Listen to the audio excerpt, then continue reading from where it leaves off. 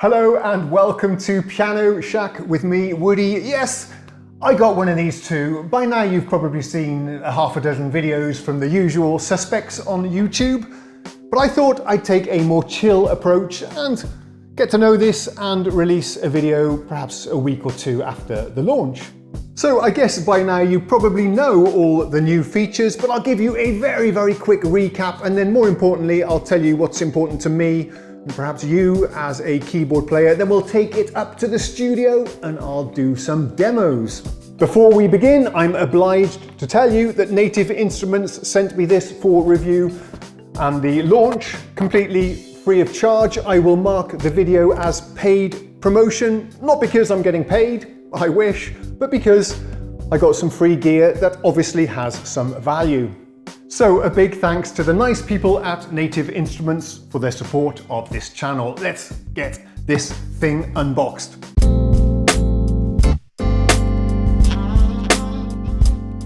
So before we unbox this, let's just take a second to admire the box itself. I've got to say that the new graphics are cool, and even the new logo is growing on me somewhat.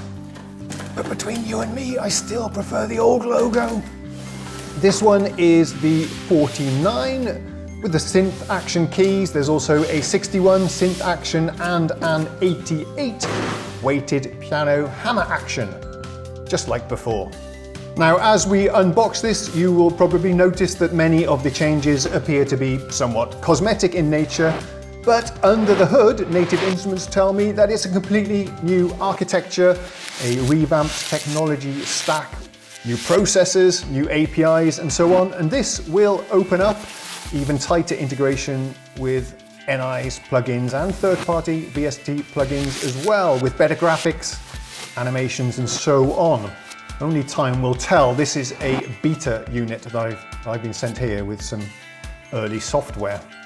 I've had an opportunity to meet some of the developers and product managers at NI, and they are super excited and hyped about this product and the kind of things that they've got in store for the future. The mission statement for this particular keyboard is to make it feel like you're playing an actual hardware instrument and not a MIDI controller.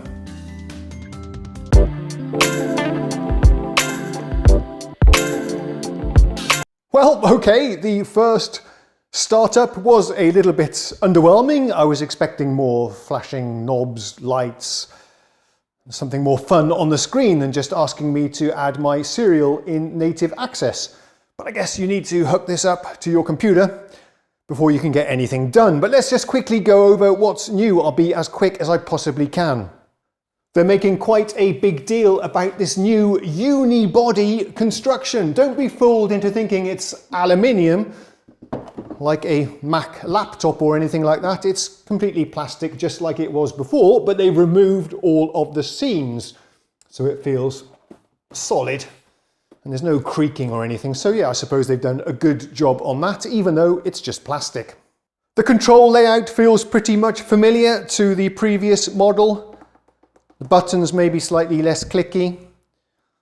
The knobs feel nice, actually. They've got an aluminium finish to them, as does the jog wheel that we have over here. This is like a 4D joystick. You can spin, push, and click.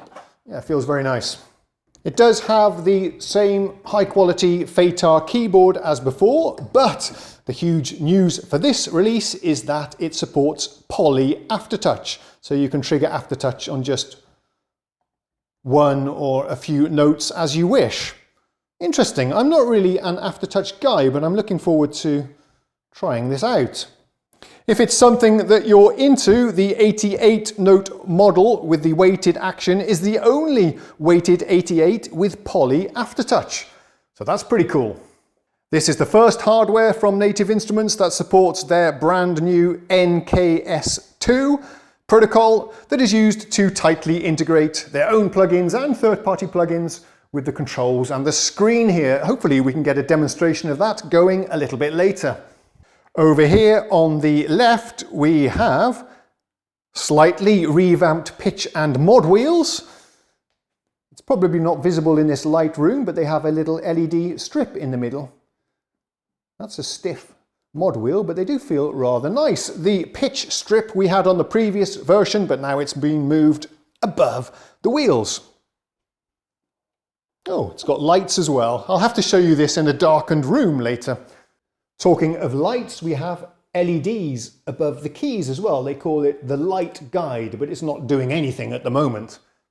And of course, yes, the most obvious difference is this large screen in the middle. It's not a touch screen, which I think is great. I much prefer being able to develop muscle memory on the buttons that we have above and the knobs below. But it is made of glass. It feels very nice. Ultra wide screen and high resolution. Yes, I think that's pretty incredible actually on a MIDI keyboard to have such a nice screen. It's actually better than any of the screens I've seen on even the synthesizer workstations. And yes, I know opinions will be divided on this, but I'm super grateful that it's not a touchscreen. Oh!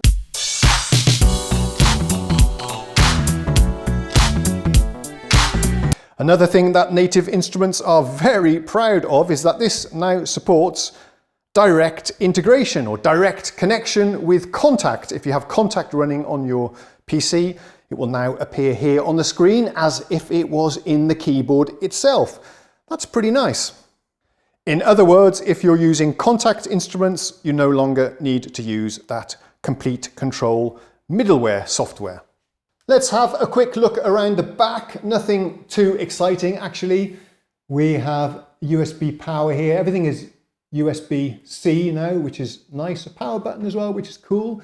There's also a DC input jack as well. We have the usual pedal sockets as well for sustain expression. An assignable one as well there as well. Two assignables and MIDI in out as well.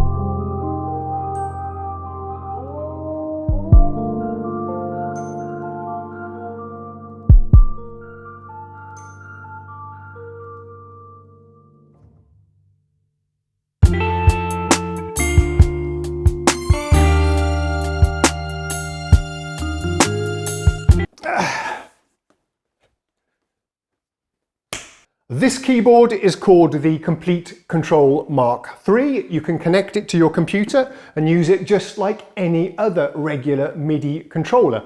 I call that the dumb MIDI controller mode because what you will have to do is go into all of your VST plugins that you're controlling and map them up to these 8 knobs. In fact, there are many pages of knobs, so this is quite a powerful dumb MIDI controller, but you'll have to do all the mapping yourselves using MIDI Learn in your VST plugins, for example. You'll need to do that for all of your instruments, and then you'll need to try and remember what all of these mappings are that you just set up. In my experience, it doesn't really work that well. But if you launch Komplete Control on your computer, it's a bit confusing because the software is the same name as the hardware. But if you launch that on your computer and then load your VSTs within Komplete Control, that gives you a number of pretty huge benefits. If you do that, then you'll get a list of the presets here on the screen that you can navigate up and down. Even get an audio preview so you can hear what they sound like before you load them. You can also filter them on categories and tags. But the coolest thing of all is that all of these synthesizer parameter mappings are done for you. Yes, that's right. These 8 knobs will be mapped up, in fact several pages of these 8 knobs, and they will be labelled with the name of the parameter that they adjust for every single one of your synths. So you no longer have to try and remember all of those mappings, and it's all done auto-magically. And that doesn't just work for Native Instruments plugins. You can load third-party plugins as well, and as long as they support this NKS format, this standard, it's a proprietary standard built by Native Instruments but supported by hundreds of other virtual instruments. As long as they support NKS, you'll get the same browsing and mapping functionality. Pretty cool. And a lot of the big plugin vendors are on board: UHE, Spitfire, Arturia, to name but a few. And don't worry if your plugin doesn't support NKS, it will still load up just fine in Komplete Control, but you won't get the automatic mappings and preset browsing. Now then, Komplete Control is completely free, and if you're curious about how it works, even if you don't have the hardware, you can download it and give it a try. It's actually quite a convenient tool to browse and use your VST plugins with the preset browsing, the macro controls, and so on. Yeah, completely free, so you could always download it and give it a try before making an investment in the hardware.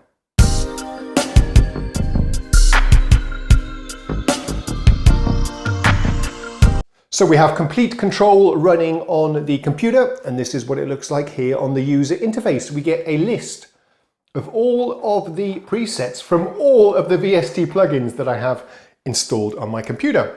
And we can just scroll up and down them like so. What I'm also hearing through the headphones over there is an audio preview of each of the presets. That's another NKS feature.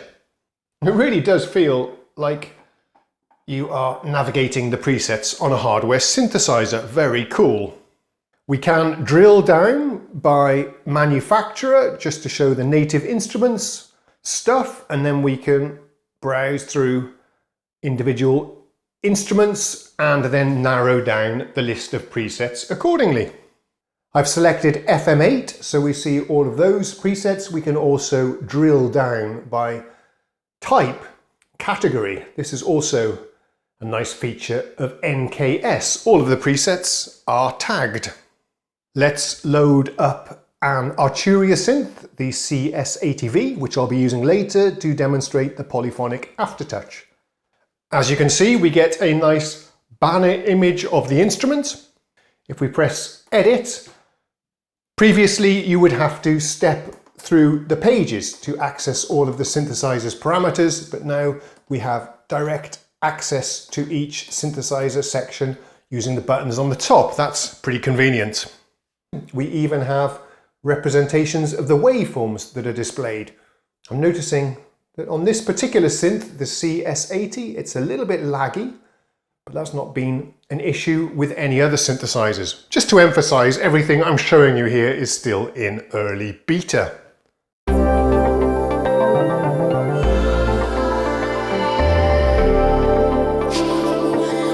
Perhaps I should explain polyphonic aftertouch just in case you don't know.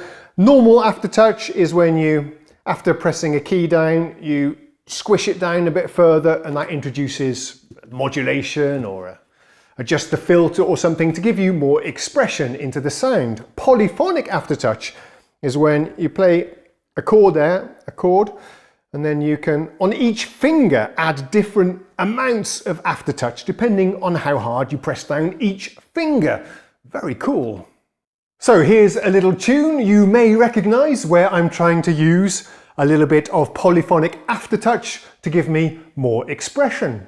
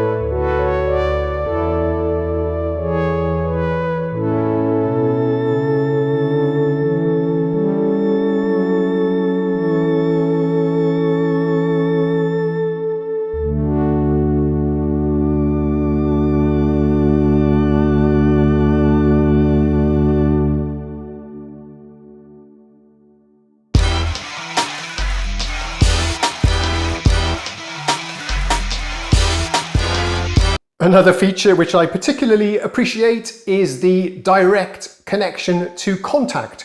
You don't need to have the Komplete control software running anymore if you're using the latest version of KONTAKT. Here is the gentleman here on my controller here with all of the NKS2 goodness. Just in case you don't believe me, over here on the PC,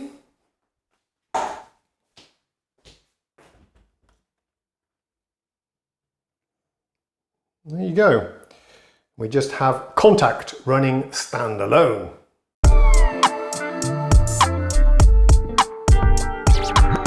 In case you were wondering what this LED light guide does, let me switch off the lights so we can see even better. Okay, so this is a drum machine, 40's very own drums, I think it's called. And you can see here we have the ability to trigger lots of patterns in this zone. And on the zone over here, we can play the individual drum hits, or it's the other way around, I don't quite remember, and I don't have my headphones on at the moment. But that's the purpose of that. It can also show scales, for example, light up the different colors depending on a scale that you choose to play. And whilst we are dimmed here, let me show you the touch strip with its magnificent LEDs and the pitch mod wheels. Yeah, very nice.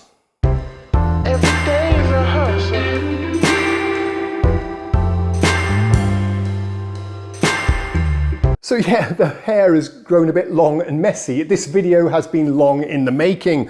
It's been about 4 weeks since I got this. I have had some technical issues, but that's because it's all pre-production and beta software. I've been really part of the beta testing team, I think.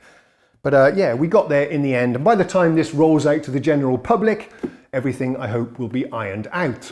But there are a few drawbacks that I think you need to consider. Now, the Komplete control software running on your PC is pretty good, but you have to remember it is an overhead. It's an extra layer of stuff that you need to install, keep up to date, maintain, and configure. And in my experience, that can take quite a few hours of tinkering to get it just the way you want.